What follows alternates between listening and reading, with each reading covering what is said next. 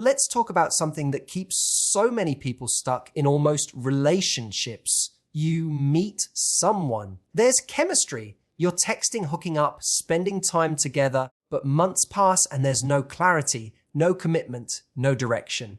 Welcome to the situationship, and more specifically, the kind crafted by someone with avoidant tendencies. Here's the thing: people who are emotionally avoidant often don't consciously mean to hurt you. What they're trying to do is protect themselves from vulnerability, from rejection, from being truly seen. But the way they do it, it's subtle, it's seductive, and it creates deep confusion for anyone looking for real love. An avoidant doesn't want to be alone. They want connection, but only on their terms. So they construct these safe zones. Low commitment, undefined relationships where they can dip their toe into intimacy without the full emotional risk. They get the perks of closeness, but none of the pressure of accountability. They'll say things like, "Let's not label this. I'm just going with the flow. I'm not ready for something serious, but I like what we have." Translation: I want you close enough to meet my needs, but not close enough to meet yours. Here's what's dangerous: situationships give just enough to keep hope alive. You feel emotionally invested, but you're not emotionally safe. And over time, you start to internalize their emotional unavailability as your unworthiness. You become the one trying to prove you're enough for them to change, instead of recognizing you're just not a match for the kind of love you deserve.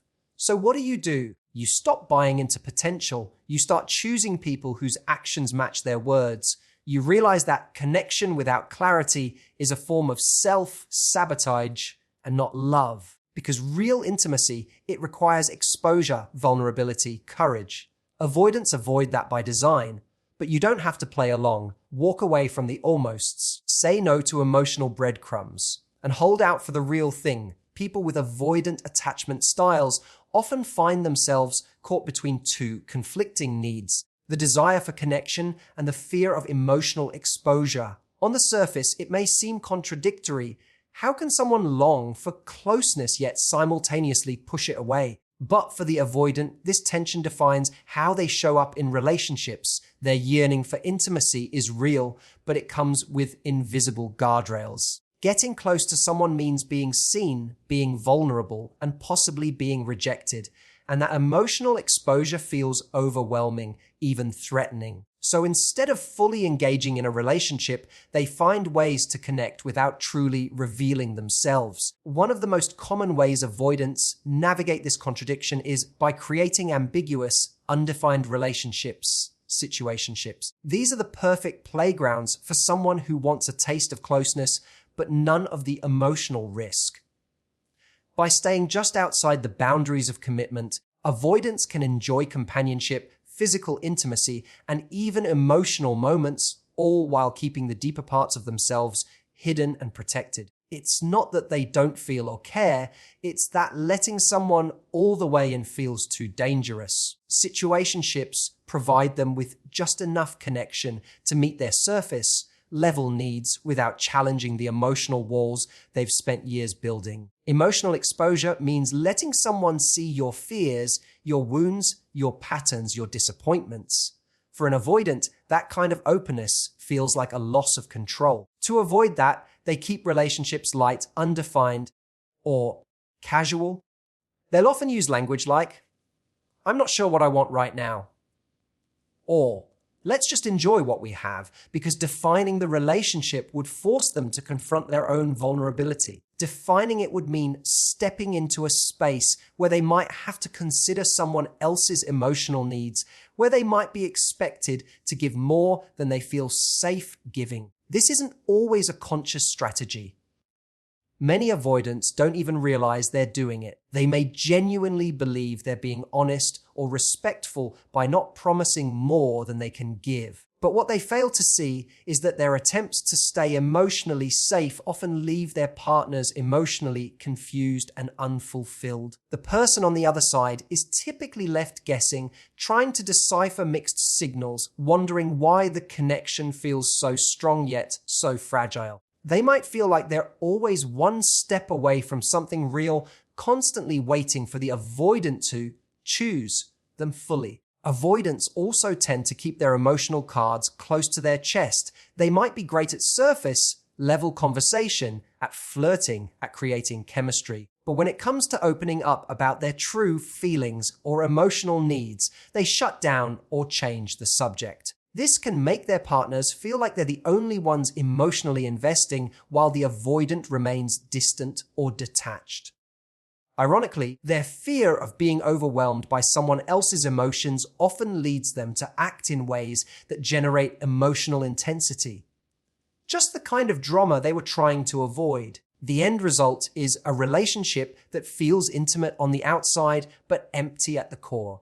There's closeness but no depth. There are moments of connection but no real consistency. It's a house built on sand, fragile, unclear, and always at risk of collapsing under the weight of what's unsaid. Situationships are the perfect environment for avoidants to maintain emotional control while still experiencing some form of companionship. At first glance, these relationships can seem spontaneous, free, even exciting, no rules, no pressure, just connection on flexible terms. But beneath that surface is a strategic emotional setup. For someone with avoidant tendencies, situationships are not simply the result of indecision. They're often intentionally, though sometimes unconsciously, chosen as a way to access intimacy without having to risk the full emotional exposure that comes with a committed relationship. It's not about being careless or lazy with love. It's about managing fear. Commitment brings expectations, vulnerability, and the need for emotional consistency. It requires showing up even when it's uncomfortable. But a situationship, that exists in the grey zone, a space where feelings can be shared in fragments and where no one is truly required to go deeper. It allows the avoidant to say, "I care about you," but avoid saying, "I'm in this with you." They can invest emotionally just enough to keep the other person close, but not so much that they feel trapped, seen, or obligated to meet the full demands of partnership. It's closeness on a leash, always ready to be pulled back. In this dynamic, avoidants get the benefits of a relationship, the companionship, the intimacy, the sense of being desired, without what they perceive as the cost to accountability, compromise, emotional exposure, and commitment. This middle ground gives them space to breathe and move as they please. There's no need to explain themselves, no need to dig deep or have the difficult conversations. If the other person starts asking for more, they can easily retreat behind the justification that this was never serious or we never defined this. It's not just a grey area, it's a built-in escape hatch. What makes situationships particularly effective for avoidance is how they can keep the emotional climate warm, but never hot enough to become overwhelming. They'll engage in affection, be present for select moments, and even share pieces of themselves, just enough to create the illusion of connection. But they withhold the consistency and depth that would transform the dynamic into something real and secure. This keeps the other person emotionally off balance, always questioning what's happening and often blaming themselves for the lack of clarity. Meanwhile, the avoidant remains in control, never having to fully step into emotional territory that feels threatening or too revealing. This dynamic also tends to prevent the avoidant from being challenged. In a real relationship, emotional growth is often required. You have to face your own fears, open up when it's uncomfortable, and sometimes change. But in a situationship, those demands rarely arise. Everything remains fluid, and that fluidity becomes a shield, a way of protecting the avoidant from ever having to go deeper or be held accountable for their emotional patterns. It becomes a clever way of avoiding real intimacy while appearing to engage in it. They get to try love without ever fully committing to the emotional risk it demands. It's a kind of intimacy cosplay, wearing the costume, playing the part, but never stepping fully into character. And for the person on the receiving end, it can feel like a relationship that's always on the verge of becoming something more, but never actually does. When someone has an avoidant attachment style, their language in relationships tends to reflect their inner conflict. They want connection, but they fear what that connection demands. So instead of speaking in terms that bring clarity and commitment, they lean into vagueness. Their words are carefully chosen to keep things open-ended, undefined, and emotionally low risk. This isn't about dishonesty in the traditional sense. It's more about self-protection. Avoidants use vague and non-committal language as a buffer between themselves and emotional intimacy. It's a way to keep you close enough to feel connected, but distant enough to feel safe. They might say things like, "Let's not rush into anything," or "I just want to see where this goes." Or the classic, "I'm not ready for a relationship right now, but I love spending time with you." These phrases sound reasonable on the surface, even mature. After all, who wants to rush? But when these types of statements are repeated over weeks or months without any progression towards something more defined, they become a smokescreen. The language is crafted to sound casual and honest, but it actually functions as a way to dodge emotional accountability. The irony is that avoidants can be incredibly emotionally intelligent. They often know how to say just enough to keep someone invested. They might express just enough affection, throw in compliments, or share a personal story now and then to maintain emotional engagement. But when you ask for clarity about where the relationship is heading, how they feel about you, or what their intentions are, their language becomes slippery. They deflect, they overthink, they delay. Suddenly, the conversation becomes heavy and they need space. This pattern is not random, it's a form of control. Avoidants use unclear language to avoid making promises they don't want to keep. If they never say, "I'm in a relationship with you," they never have to feel guilty about acting in ways that might contradict that commitment. It's a form of emotional insurance. They keep their options open not because they're necessarily looking for someone else, but because they're guarding their independence and avoiding emotional exposure. Their vagueness becomes a defense mechanism, one that allows them to experience intimacy without fully participating in it. For the person on the receiving end, this kind of language can be maddening. It's like trying to build something solid on quicksand.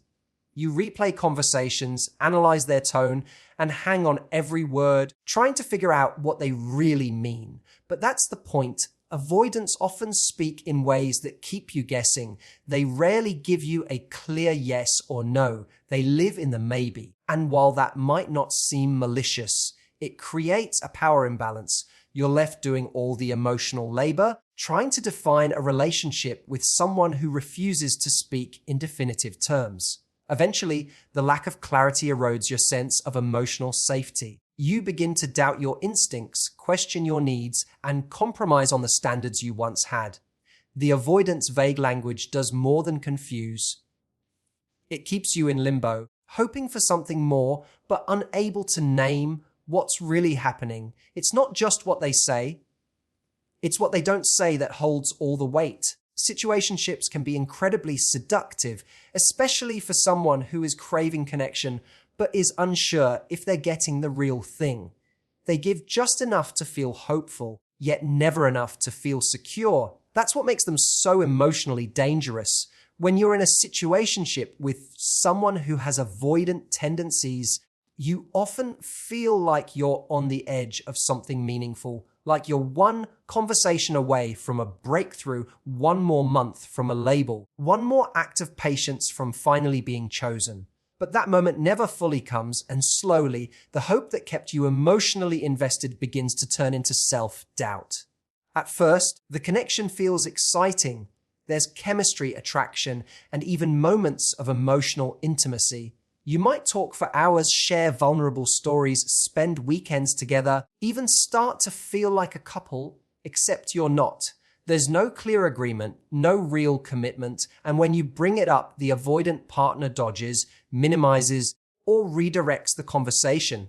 They might say they don't want to ruin what you have, or that labels complicate things. Meanwhile, you're stuck in the gray zone, emotionally attached, but structurally unsupported. This limbo creates a unique kind of anxiety. You can't fully relax into the relationship because you don't know where you stand. You constantly scan their behavior for signs of deeper interest or disinterest. Every delayed text, every vague comment, every shift in tone feels loaded with meaning. You're hyper aware of the emotional temperature at all times, trying to figure out how to keep the connection alive without seeming needy. This becomes exhausting, and without even realizing it, you start editing your own needs just to maintain peace and proximity. What's particularly insidious about this dynamic is how it chips away at your self-worth. The longer you stay, the more you begin to internalize the idea that you're somehow not enough to inspire commitment. You start to believe that if you were more chill, more sexy, more supportive, they'd stop holding back. But that's the trap. It's not about your worth. It's about their fear. The situationship isn't stalled because you're not good enough. It's stalled because they're not emotionally available. Yet, in the absence of clarity and affirmation, your brain starts creating its own reasons, most of which turn inward. Over time, you begin to accept less than what you truly want simply because you've gotten used to it. You settle for temporary closeness instead of long-term stability. You normalize being uncertain, being anxious, being almost chosen. You might even find yourself defending the avoidant partner to your friends, saying things like, "They've just been through a lot," or "They're not good at expressing their feelings," all while ignoring your own unmet emotional needs. The situationship becomes a cycle of investing more and more of yourself into someone who is fundamentally unwilling or unable to meet you at the same level. This is what makes these dynamics so harmful. You aren't just dealing with a relationship that lacks direction. You're dealing with a dynamic that keeps you in emotional suspense, where the hope of potential keeps you from recognizing the reality of your own emotional neglect. It feels like love, but it's not built on anything stable. It's built on possibility. And that isn't enough to make you feel safe, seen, or truly valued. There comes a point in any emotionally unbalanced dynamic where you realize that waiting for clarity from someone else is actually a form of self-abandonment. When you're involved with someone who avoids commitment or emotional depth, the most empowering thing you can do is step back and choose clarity for yourself. That clarity starts with getting honest about what you need, not what you're willing to tolerate in hopes that they'll change. So much of the emotional harm in situationships comes from trying to decode mixed signals instead of recognizing that mixed signals are the message. Avoidant individuals often communicate through what they don't say, what they avoid, and what they never follow through on. And when you stay in that space, constantly interpreting behavior and trying to make sense of why someone won't fully choose you, you end up losing connection with your own sense of truth. You stop asking yourself, "Does this feel good to me?" and instead focus on, "How can I be good enough for this to work?" That shift in focus is where emotional depletion begins. Real empowerment comes when you stop waiting for them to clarify your relationship and start defining what you will and won't accept. Choosing partners who show emotional maturity means seeking people who meet you with consistency, not confusion. People who aren't afraid of hard conversations. People who lean in when things get vulnerable instead of pulling away. When you choose someone who is emotionally available, you don't have to chase them. You don't have to perform, shrink, or prove. You feel safe, not just excited. You feel seen, not just desired. That doesn't mean relationships become perfect or easy, but it means they're rooted in mutual investment, not imbalance. The truth is, healthy love won't make you question your worth. It won't leave you guessing whether you're important. Emotional maturity shows up through behavior. Someone who respects your time, communicates clearly, shows up when they say they will, and wants to build with you, not just benefit from you. And that's what you should be watching for. Not just chemistry, but character. Not just the high of emotional intensity, but the steady presence of emotional responsibility. There's nothing wrong with wanting love, closeness, or connection, but those things should never come at the cost of your emotional dignity. You are allowed to want more than crumbs. You are allowed to walk away from someone who won't meet you where you stand. That isn't being harsh or impatient. That's being in alignment with your own emotional integrity. It's easy to fall into the trap of potential, to see the best in someone and believe they just need time, space, or the right person to unlock it. But someone's potential doesn't build a relationship, their consistent actions do. Waiting around for someone to step into emotional maturity delays your own growth. When you stop accepting almost love, you make space for the real thing. And that begins not by demanding clarity from someone else, but by giving it to yourself. So, if you've found yourself caught in a situationship, feeling connected but never secure, wanted but never fully chosen, it's time to stop asking, why won't they commit? And start asking, why am I still waiting? Avoidants don't create situationships to hurt you. They create them to protect themselves. But your job isn't to fix that. Your job is to protect you. Protect your time, your energy, your heart. Because no matter how much chemistry you feel, if someone can't meet you with emotional presence and clarity, that connection isn't a relationship, it's a performance. You deserve someone who meets you with truth, not excuses, with presence, not distance, with intention, not indecision. Stop translating mixed signals into hope. Start translating them into decisions. Walk away when you're being breadcrumbed. Speak up when you feel unseen. Hold out for the kind of love that doesn't confuse you, drain you, or make you question your worth. Because love should never feel like a puzzle you're trying to solve. Thank you so much for listening. I know these conversations can be confronting, but they're also freeing. The more honest we are with ourselves about what we need and what we're no longer willing to tolerate, the closer we get to the relationships we truly deserve. Take care of your heart. Lead with clarity. And remember, the real thing doesn't make you guess. Thank you.